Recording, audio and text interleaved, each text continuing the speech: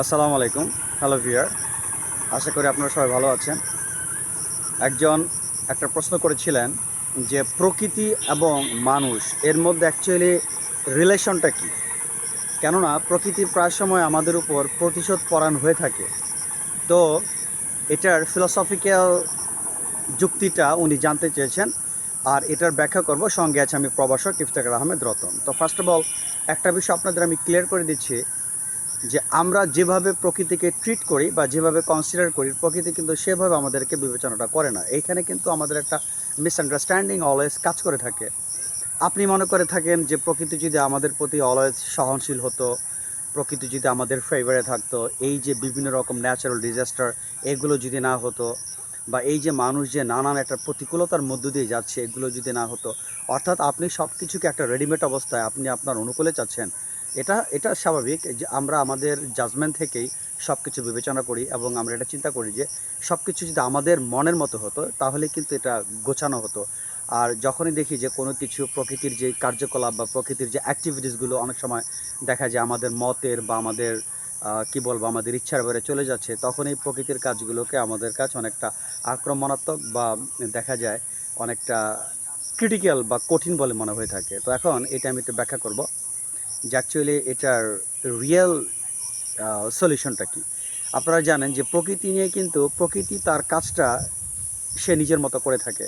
এখানে প্রকৃতি কারো উপর ডিপেন্ডেন্ট নয়, প্রকৃতি কোনো ব্যক্তির উপর ডিপেন্ডেন্ট নয়, প্রকৃতি কারো আহ, মানে খুশি বা কারো দেখা যায় দুঃখ এর সাথে প্রকৃতি কোনো কাজ করে না।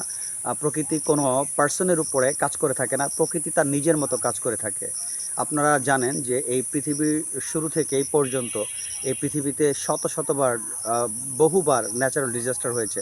এখানে কিন্তু ওই ন্যাচারাল ডিজাস্টারের সময় একজন নিষ্পাপ শিশু পর্যন্ত কিন্তু সেই প্রকৃতির কবল থেকে রক্ষা পায়নি। অনেক লোক নিহত হয়েছে, অনেক লোক মারা গিয়েছে, প্রকৃতি কিন্তু কাউকে ছাড় দেয়নি। তার মানে যদি আমরা কথাটা বলি প্রকৃতি তার নিজের ওইটা কাজ করে থাকে।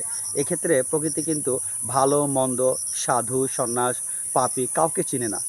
প্রকৃতি যখন কোনো একটা এলাকার উপরে দুর্যোগ দিবে, সেই এলাকায় সাধু থাকলেও সাধুরও কিন্তু রক্ষা পাওয়ার কোনো উপায় নেই। তার মানে প্রকৃতি তার নিজের অ্যাঙ্গেলে কাজ করে থাকে। চলুন আমরা আমাদের জীবনের যেই এক্সট্রিম পার্টগুলো, আমরা আমাদের জীবনে কিছু এক্সট্রিম টাইম কিন্তু আমরা পাস করে থাকি। যেমন ধরেন ক্রিটিক্যাল রোগ আমাদের জীবনে হচ্ছে।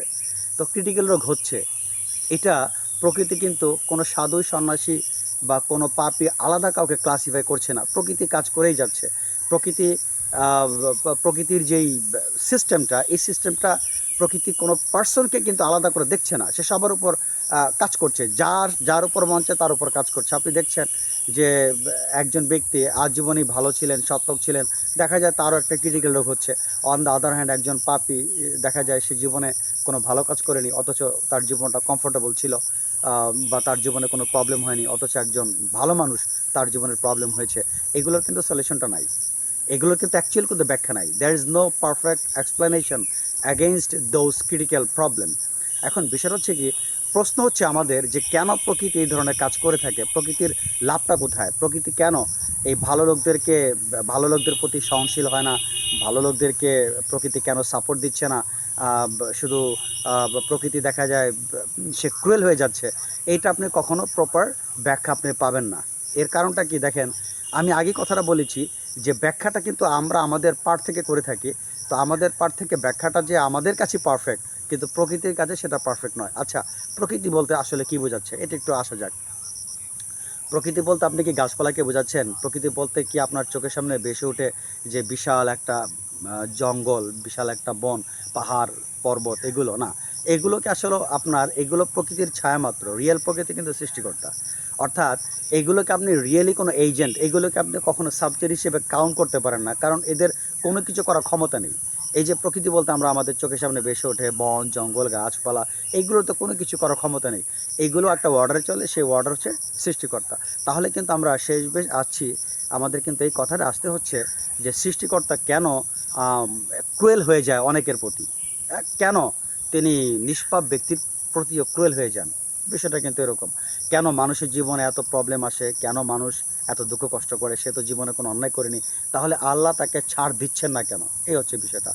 আসলে বিষয়টা হচ্ছে কি, আমি কিন্তু আমার একটা ভিডিওতে আমি এই ধরনের একটা উত্তর দিয়েছিলাম যে আসলে আমাদের যে পার্সপেক্টিভ, যে আমাদের চিন্তা ভাবনা, আমরা সেইভাবে কিন্তু এই প্রকৃতি বা সৃষ্টিকর্তাকে আমরা জাজ করে থাকি। এটা হচ্ছে আমাদের একটা প্রবলেম। কিন্তু সৃষ্টিকর্তা বা প্রকৃতি সে কিন্তু যে কাজটা করে সে কিন্তু তার অ্যাঙ্গেলেই কাজটা করে থাকে, যেটা আমাদের কাছে অযৌক্তিক বা আমাদের কাছে অগ্রহণযোগ্য হয়। তো ফার্স্ট অফ অল আমাদেরকে আগে আমাদের দৃষ্টিভঙ্গিটা চেঞ্জ করতে হবে। সেই দৃষ্টিভঙ্গিটা চেঞ্জ কি দেখেন, আমরা প্রকৃতিকে ধরে নিচ্ছি এটা হার্ড, এটা ক্রুয়েল।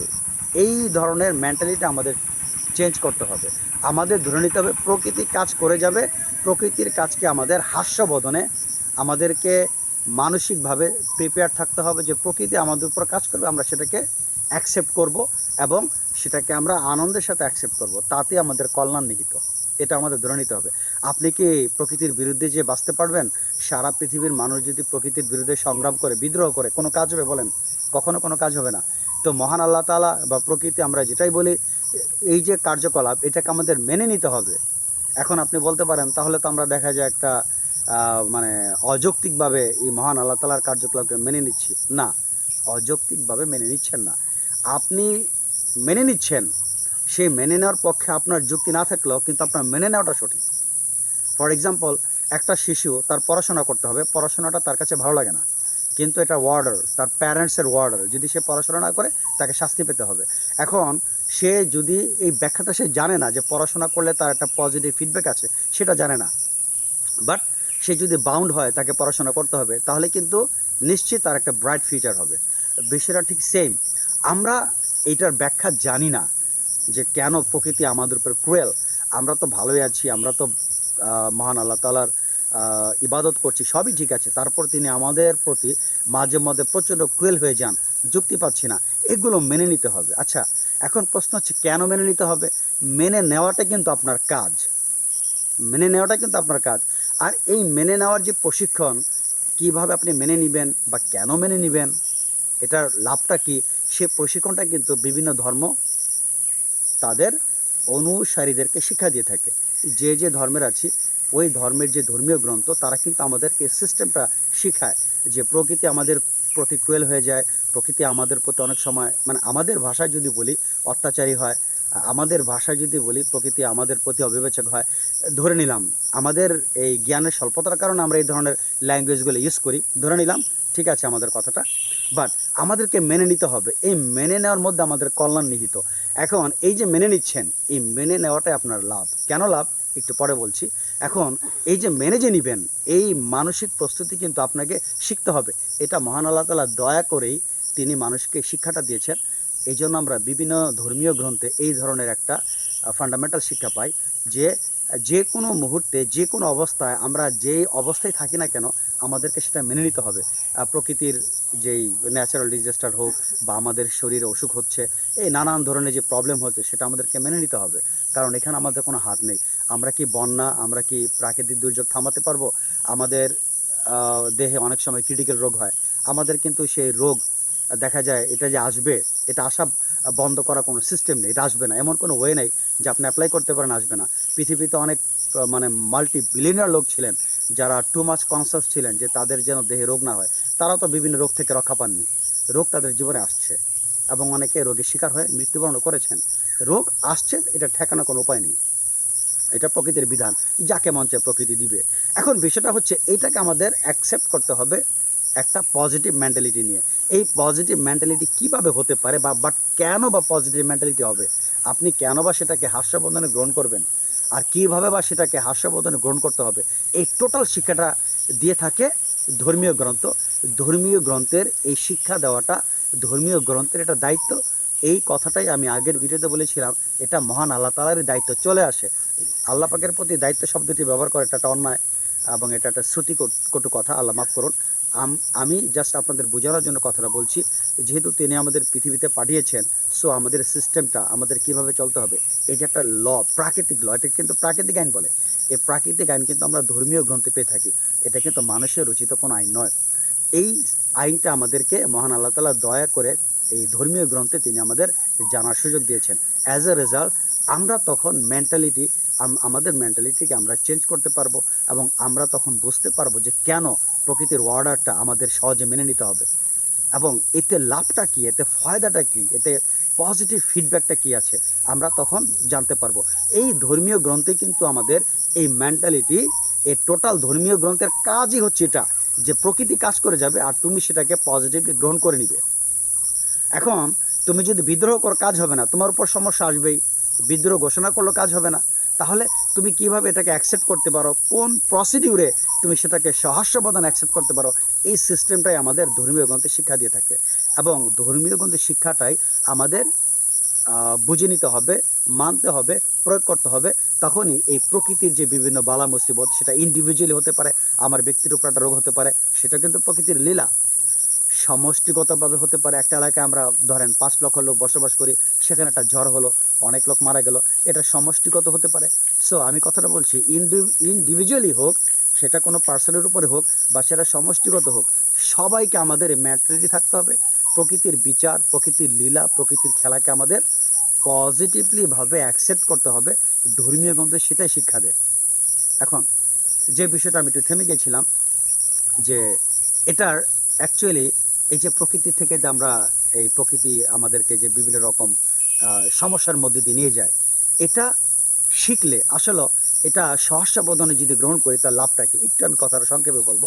আপনারা দেখেন যে আমরা যারা এই ধর্মীয় গ্রন্থ সম্পর্কে অজ্ঞ, বা দেখা যায় যারা আমরা এই ধর্মীয় উপদেশকে মানার জন্য কিছুটা আমরা মানে অপ্রস্তুত, বা বলতে পারি আমরা মানে ডিসএগ্রি, অসম্মত, কেন আমরা এই ধর্মীয় সিস্টেমটা মেনে চলবো, যে প্রকৃতির বিধানকে আমাদের গ্রহণ করতে হবে, প্রকৃতি আমাদের উপর যেই ধরনের প্রবলেম দিক আমরা সেটাকে অ্যাকসেপ্ট করব, ধর্ম আমাদের এটা শিক্ষা দিচ্ছে, বাট আমরা সেটা মেন্টালিটি মানতে পারছি না। এখন এটার একটা দরকার, সলিউশন দরকার। দেখেন, আগে কি এই ধরনের লোক ছিল যারা এই ধরনের মেনে নিয়েছে প্রকৃতির বিধানগুলো? হাজার হাজার দৃষ্টান্ত আছে, যারা প্রকৃতির বিধানকে খুবই হাস্যবদনে মেনে নিয়েছেন এবং তারা এটাকে গ্রহণ করেছেন এক ধরনের অপরচুনিটি হিসেবে, একটা মহান সুযোগ হিসেবে তারা এটাকে গ্রহণ করেছেন। এরকম হাজার হাজার বায়োগ্রাফি আছে, আপনারা আমার চেয়ে ভালো জানেন। আপনারা যদি সাহাবীদের জীবনী পড়েন, নবী রাসূল তো অনেক উপরে, সেটা বাদই দেন, সাহাবীদের জীবনী পড়েন বা সন্ন্যাস যারা ছিলেন তাদের জীবনী পড়েন, তাদের উপরে কিন্তু অনেক রোগ, অনেক বালা মুসিবত আসছিল। আপনারা কিছু কিছু বায়োগ্রাফি পড়ে দেখবেন, তারা কিন্তু খুব সংক্ষেপে এটাকে মেনে নিচ্ছিল। আমি ভারতে কিন্তু একজন বিখ্যাত সন্ন্যাস ছিলেন, ওনার ক্যান্সার হয়েছিল, আমি নামটা উল্লেখ করলাম না, যেহেতু আমি একটু সেকুলারভাবে কথাটা বলছি, অনেকে হয়তো অন্যভাবে ট্রিট করতে পারেন। তার ক্যান্সার হয়েছিল, তো এখন ওই সন্ন্যাস তো অনেক বড় সন্ন্যাস ছিলেন, তো তার শিষ্যরা তাকে জিজ্ঞাসা করতো যে আপনার ক্যান্সার হয়েছে, কিন্তু আপনাকে তো সবসময় মহাপ্রফুল্ল দেখা যাচ্ছে, মহা আনন্দিত দেখা যাচ্ছে, এটার কারণটা কি? আপনি তো ক্যান্সারের একদম 4 স্টেজে, আপনার কোনো বাঁচার উপায় নেই। উনি কিন্তু অবশেষে ক্যান্সারে মারা গিয়েছিলেন। তখন উনি বললেন যে তোমরা জানো, তোমাদের ধরাটা ঠিক আছে, আমি কিন্তু মহা আনন্দে থাকি, কারণ প্রকৃতিটা আমাকে দিয়েছে, সৃষ্টিকর্তা এটা আমাকে দিয়েছে। আমি মনে করি এটা আমার জন্য একটা গিফট, তিনি আমাকে দিয়েছেন, তিনি আমার বন্ধুত্ব, আমি তাকে কতটুকু ভালোবাসি, আমি তার বিধানকে মেনে নেই কিনা, আমি তার প্রদত্ত বালা মুসিবতকে গ্রহণ করি কিনা, আমি কি ডিসএগ্রি হই কিনা, এটাই তিনি যাচাই করার জন্য আমাকে দিয়েছেন। আমি এটা পজিটিভলি অ্যাকসেপ্ট করেছি, আমার কাছে এটা আনন্দিত মনে হচ্ছে, কারণ এই অবস্থাটাকে আমি ওভারকাম করতে পারছি। সো এটা আমার জন্য একটা অপরচুনিটি, তার নৈকট্য আরও বেশি অর্জন করার জন্য। তো তার এক শিষ্য একদিন তাকে সরাসরি বলেই ফেললেন যে দেখেন, আমরা আপনাকে এতদিন রোগা মনে করতাম, কিন্তু আমি আপনাকে ব্যক্তিগতভাবে দেখেছি, আপনি মহা আনন্দে থাকেন। এই যে বিষয়টা আমি একটা বললাম, এইরকম অনেক লোক ছিলেন, এখনও আছেন, হয়তো আমরা তাদের আইডেন্টিটি জানি না, তারা প্রকৃতির বিধানকে এইভাবে মেনে নেন, এটাই স্বাভাবিক। এখন প্রশ্ন একটা হতে পারে, আল্লাহ পাকের লাভটা কোথায়? তিনি কেন ভাই আমাদেরকে এই মুসিবতটা দিচ্ছেন, বা তার লাভটা কোথায়? তিনি তো আমাদেরকে ভালো রাখতে পারেন, আমরা অসুখ বিসুখ থেকে ভালো থাকি, অসুখ বিসুখ না হোক বা প্রাকৃতিক দুর্যোগ না হোক, এটা আমাদের জন্য ভালো, তো তার লাভটা কোথায়? লাভটা অবশ্যই আছে, তার লাভ নেই, তার ক্ষেত্রে লাভ লোকসান এই ধরনের ল্যাঙ্গুয়েজ ইউজ করাটা একটা চরম বেয়াদবি। তো এটা আমাদের কল্যাণের জন্য করা হচ্ছে। আমি এই বিষয়ে আরেকটা সেপারেট ভিডিও করেছিলাম, যে আমরা এই যে সমস্যার মধ্যে দিয়ে যাচ্ছি, দেখেন একটা জিনিস খেয়াল করেন, যে সংসার জীবনে চরম বাস্তব, যে কঠোর পরিশ্রম করে সবসময়, যে অনেক কঠোর পরিশ্রম করে, সে কিন্তু সংসারের অন্তর্নিহিত উদ্দেশ্যটা সে জানতে পারে, বুঝতে পারে। তো আমরা যখন এই সৃষ্টিকর্তা বা আল্লাহ তাআলা বা প্রকৃতি তিনি যখন আমাদের উপর যে প্রবলেমটা দেন, সেটার মধ্য দিয়ে তিনি কিন্তু মেন্টালিটিভাবে আমাদেরকে স্ট্রং করছেন। কেন স্ট্রং করছেন? যে এই পৃথিবীর প্রতি আমাদের যে একটা কি বলবো, অ্যাডিকশন, এটাকে অ্যাডিকশন টু বলা হয়েছে, ডিভোশন না, অ্যাডিকশন। অ্যাডিকশন টুটার অর্থ হচ্ছে কি, আপনার অ্যাডিকশন টু মানে নেশাগ্রস্ত, খারাপ কাজের প্রতি আপনার কেউ যদি আসক্ত থাকে তাকে বলে অ্যাডিকশন টু। এই জন্য অ্যাডিকশন টু স্মোকিং বলা হয়, বা অ্যাডিকশন টু গ্যামলিং বলা হয়, জুয়ার প্রতি আসক্ত, ধূমপানের প্রতি আসক্ত, খারাপ কিছুর প্রতি আসক্ত হলে তাকে অ্যাডিকশন টু বলে। আমরা কিন্তু এই দুনিয়ার প্রতি অ্যাডিকশন টু হয়েছি। এই অ্যাডিকশন টুটা দুনিয়ার প্রতি আমরা অ্যাডিকশন টু হয়েছি। তার কারণ কি, দুনিয়ার প্রতি আপনি যতই বলেন আমরা অ্যাডিকশন না, আমরা দুনিয়ার প্রতি অ্যাডিকশন টু হয়েছি। আপনাকে যদি 2 বছর কারাগারে রাখা হয়, আপনি নিজে বুঝতে পারবেন যে আপনি দুনিয়ার প্রতি কতটা অ্যাডিকশন, আপনি ছটফট করবেন, কেননা আপনার ব্যবসা বাণিজ্য, টাকা পয়সা, অনেক কিছুর সাথে আপনি ইনভলভ। তাহলে আমরা কিন্তু দুনিয়ার প্রতি অ্যাডিকশন টু। এই দুনিয়ার প্রতি অ্যাডিকশন টু, এই অ্যাডিকশনটাকে কাটানোর জন্য প্রকৃতি চায় মানুষের মধ্যে বিভিন্ন রকম প্রবলেম হোক, মানুষ যেন আস্তে আস্তে বুঝতে পারে যে এই পৃথিবীর প্রতি তার যে অ্যাডিকশন টু আছে সেটা যেন আস্তে আস্তে কেটে যায়, সে বুঝুক এই পৃথিবীকে তার একদিন ছেড়ে যেতে হবে। সে যেন কোনো ইনভলভমেন্ট সাথে না নিয়ে যায়, সে যেন একাই যায়। এইটা শিক্ষা দেওয়ার জন্য কিন্তু প্রকৃতি আমাদেরকে নানানভাবে একটা প্রশিক্ষণের ব্যবস্থা করে থাকেন।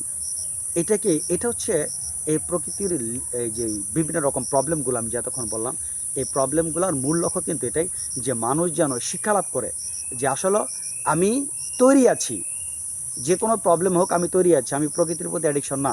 কারণ প্রকৃতির প্রতি যদি আপনি অ্যাডিকশন টু হন, আপনি যদি এই যে প্রকৃতিটা, আপনি একটা জিনিস খেয়াল করেন, একজন নেশাখোর, তার কাছে কিন্তু নেশা করাটাই যুক্তিসঙ্গত, না করাটা অযৌক্তিক। আমাদের চোখে কি জানেন, নেশা না করাটা যুক্তিসঙ্গত, করাটাও যৌক্তিক।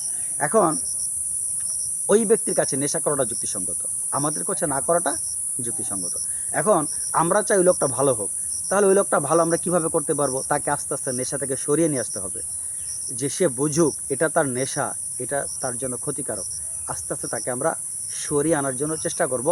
আর এই যে সরিয়ে আনার চেষ্টা করছি, তার কাছে বিষয়টা একটু কঠিন মনে হবে, সে খুব সাফারার হচ্ছে, সে নেশা করতে পারছে না, তার জন্য কষ্ট মনে হচ্ছে। ঠিক একইভাবে আমরা দুনিয়ার সবাই হচ্ছে চরম নেশাখোর। কিসের প্রতি নেশাখোর? এই পৃথিবীর প্রতি নেশাখোর। পৃথিবীর সম্পদ, পৃথিবীর টাকা পয়সা, পৃথিবীর মান সম্মান। মহান আল্লাহ তাআলা এই আমাদের নেশাখোর যারা, এই নেশাখোরদেরকে মাঝে মধ্যে শিক্ষা দেন এই নেশা থেকে বাঁচার জন্য। আর এই শিক্ষাটা হচ্ছে কি, এই যে প্রকৃতির বিভিন্ন ডিসঅর্ডার, বিশৃঙ্খলা, আমাদের চোখে বিশৃঙ্খলা, আল্লাহ পাকের কাছে ঠিকই আছে বিষয়টা।